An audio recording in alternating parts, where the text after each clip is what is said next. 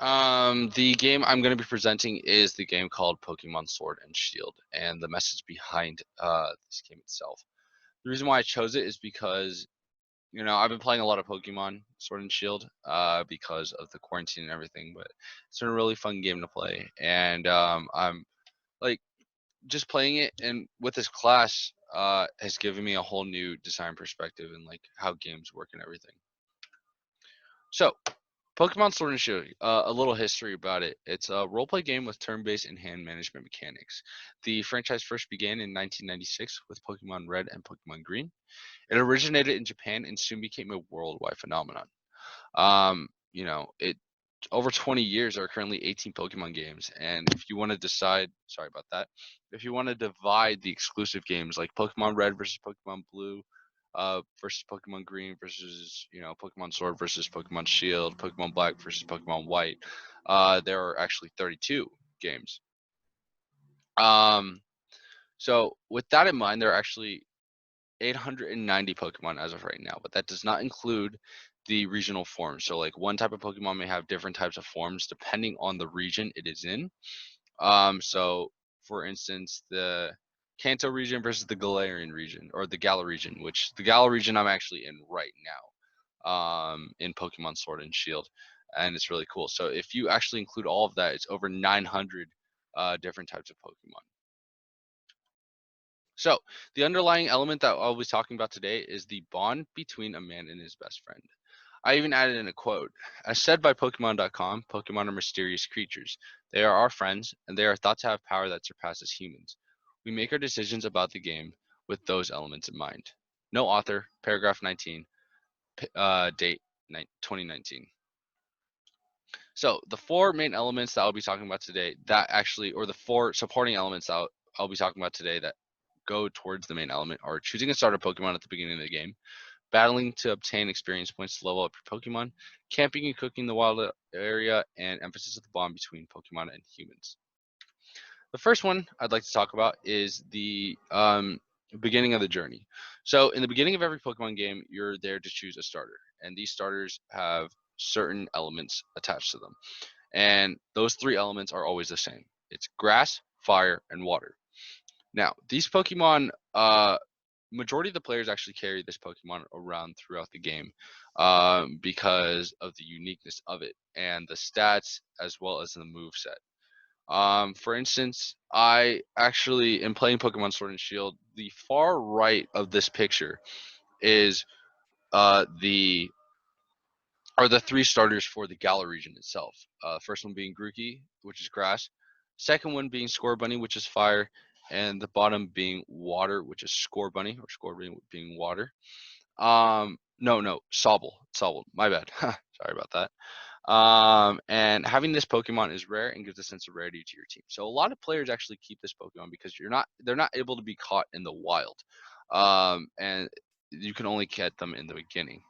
They're unique because of their move set, which I can talk about later, and they're typically stronger than recruited Pokemon, which means higher stats and basically just better design. Majority of players keep their starters throughout the game. So, Pokemon battles. Pokemon battles is the main thing that actually tie around what Pokemon is itself. They're the turn-based aspect of the game, as well as the hand management, because you're maintaining your hand, which is your Pokemon team, throughout the game. But in these battles, you can switch out your Pokemon at any time. Winning a battle increases experience points, which level up a Pokemon. Higher stats, and evolution also comes. Certain levels must be reached, and through the game, players are spending countless hours leveling up their starter Pokemon in order to evolve it. Now, this plays into the bond that you create because through the journey, this is kind of including the last slide. In the beginning, it's like you're choosing your pet. For example, a great real life instance that you can create this, or that you can, uh, compare this to would be when you're a kid, you get a dog at 5. He stays all the way up into your adulthood, which is like 18, 20, and so you build that bond with with the dog. Same thing goes for the game. In the beginning, you start with the Pokemon at level 5, and then you go all the way up until 100, leveling up this Pokemon achieving higher stats, and overall, um, just a better moves as well, and evolutions. Through leveling, Pokemon can obtain moves. Starter Pokemon have unique movesets that are only applicable to them. So, like I said before, a lot of people keep their starter Pokemon, and you might ask, why is that? The reason being is because these Pokemon, not only are they rare, but they actually have rare moves that only are applicable to them. So, example, you see Score Bunny on the screen right here, and when he reaches a high enough level, he can evolve, and through evolution and leveling, he can actually get this one move called Pyro Ball. Now, Pyro Ball actually is not only just a really powerful move, but it also has a cool cinematic only applicable to Score Bunny himself. Like, he is only this move is only good for him. Like, he's the only one that can use this move, and that's really cool because that gives an incentive to keep the Pokemon throughout the game, as well as its uniqueness, which emphasizes that bond that you create through playing the game countless amount of hours. So, this is like my huge element right here. This is like one of the biggest ones I actually really like about the game, and really emphasizes that bond that you create with the Pokemon. Um, so camping and cooking the wildlife. In the picture, the top picture I like to show is the Pokemon camp. In your Pokemon camp, you and your Pokemon can play together and even eat together, growing closer through the experience. If your Pokemon grow very close to you, they may even try an extra hard for you during the battle. Now, the second picture shows Millet toughed it out so you wouldn't feel sad. Millet isn't the name of the Pokemon itself, but Millet is the name that the trainer gave to the Pokemon. You can actually give your Pokemon nicknames, which actually gives that little, that makes that Pokemon more special to you itself.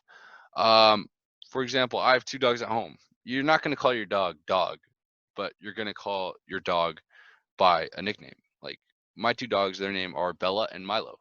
Um, so something to really think about. So there's also the ability to cook in camp and even play with your Pokemon. Playing with your Pokemon increases experience points as well as friendship. Now, what I mean by building that friendship, there is no gauge for it. You just kind of have to keep doing it. But as when you keep playing with your Pokemon, they get friendlier with you, and with that friendliness, they can actually ward off these barriers that come in battle. So let's say in battle, your Pokemon gets paralyzed, or it's frozen, or it falls asleep, or it's poisoned, things like that. That actually affect the Pokemon over time in battle. Like, takes a little bit of HP away, can't move anymore, or things like that. Or it's confused maybe, and it kind of hits itself, which is really weird. Pokemon have the ability to ward off these things within battle if you're friendly with them. So creating that friendship is really an incentive to having not only better battles, but overall achieving your goal within the game. And this itself creates the emphasis of the bond between a player and its Pokemon. Playing with your Pokemon as well as cooking, or well, playing with your Pokemon also increases experience points, which level it up. Like I said, creating that, overall helping you in long term. Just to, like, throw a ball with it or wave a stick in front of it. Really cool. Because you're building that friendship, and that it will overall not only increase experience points, but it can also help you during battles. Cooking for your Pokemon also, uh, level, I mean, not level up, but restore its energy. So Pokemon battles are based off these health points, and if you cook for them, you can actually not raise those health points, but recover those health points. Bringing that Pokemon back up to normal. So yeah. So another thing I'd like to talk about that you necessarily aren't doing in the game, but the NPCs were doing in the game. So in this picture, there are two rivals shown. There is Marnie and there is Hop. Hop is been your best friend forever. That guy in the red shirt, that's actually you as a player. So Hop actually, his partner Pokemon, or his bond with his Pokemon, depends on the Pokemon that you choose. So for example, I chose Scorbunny, which is a fire type, so he chose Grookey, which is the grass type. And because of this, he actually likes, I mean, he creates that bond with that Pokemon itself. The girl in the leather black jacket, her name's Marnie, and her um her partner Pokemon is Morpeko, which is that Pokemon that is right there on the screen itself. And throughout the game, she's constantly followed by Morpeko, and she even uses him in battle. And it shows that they have their love for each other as well, and that bond is there as well. Other main NPCs. So there's Leon the Champion, who is the guy you have to beat at the very end to become the champion of the Galar region. Now, his companion's Charizard. Charizard always follows him everywhere, flies with him everywhere. It's really cool, and like it shows that throughout the game that there is that bond between Leon and that Charizard. Then there's also Sonia. Sonia is like the professor apprentice that she actually has a small little corgi dog, electric type dog called Yamper. Now, Yamper is always following her around, always by her side. It's kind of like, if your dog was with you all the time. And it's really cute, I have to say.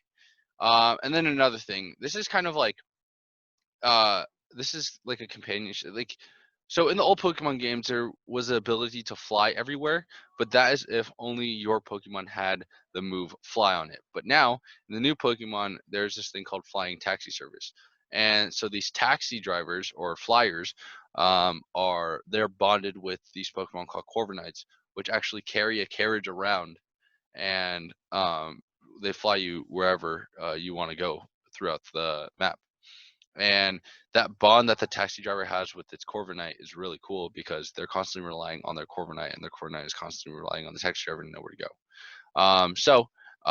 Those are like just a few representations within the game that are not just you, that represent the bond that Pokemon has with their players in the game. So, this isn't really part of Pokemon Sword and Shield, but this is kind of a extra credit thing that I wanted to show. This is called the Bond phenomenon, and this is kind of Pokemon lore itself. So, in ancient Pokemon history, states something called the Bond phenomenon.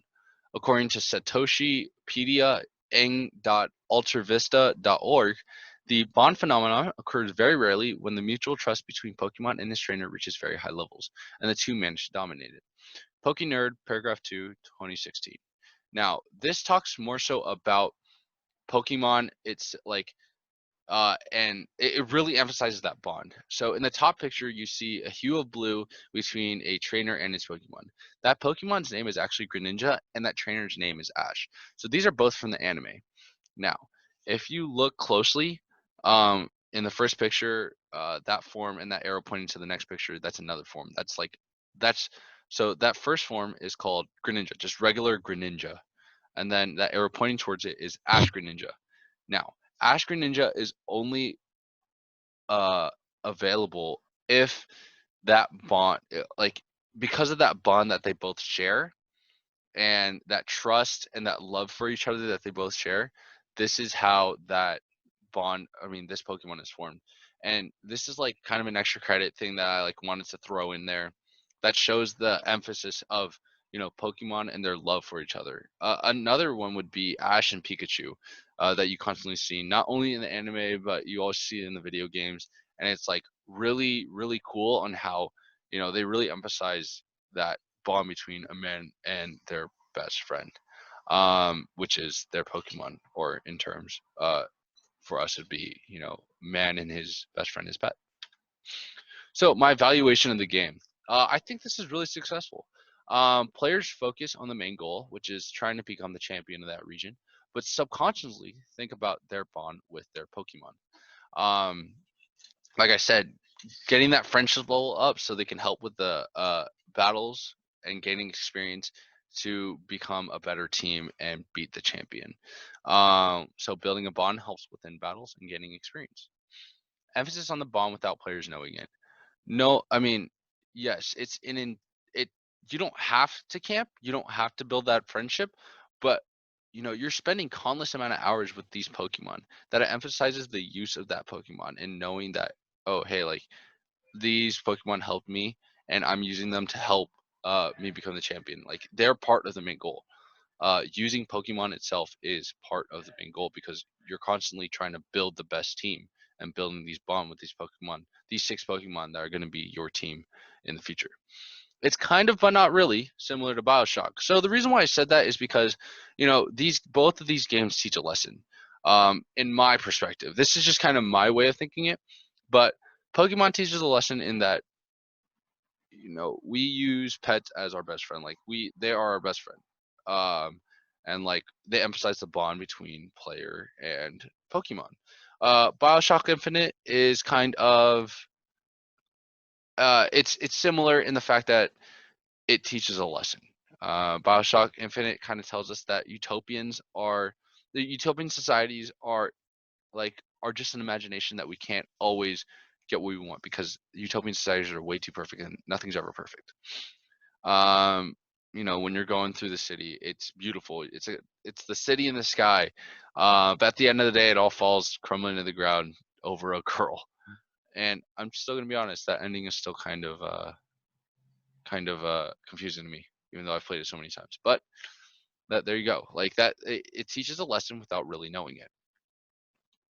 All right. And then the next thing I'd like to talk about is players are incentivized to create a better bond with their Pokemon, but are not forced.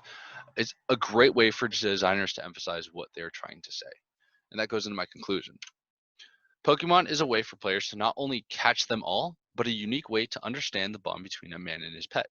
Through various aspects of the game, the overall thing that game designers and players alike can learn from this game is positive reinforcement. With so many side objectives within the game, like camping, cooking, excessive battles, and raiding, the game design still holds true to the main goal while hinting at the lesson without players even knowing. So the lesson that it's trying to teach is, always try and be positive, create that bond with your Pokemon. Pokemon is such a positive game itself. It's impossible to lose. The only way to lose is just not playing the game itself. And you know if you utilize every part of the game, you get in you get not only items, but you get experience, you get that friendship, and then you get a better feel of the game. And not only is Pokemon such a positive game, but also teaches us that with the amount of care and love that we put in our Pokemon, that we are also putting that much love and effort into our pets, or we should be, and taking care of them. It's just more of a digital way of saying it, and a more fun way, honestly. So yeah, I mean that's really it. I believe that this game really emphasizes that bond between a man and his pet. And yeah, the end. Thank you very much. Also, these are my sources that I used for this visual essay, and yeah.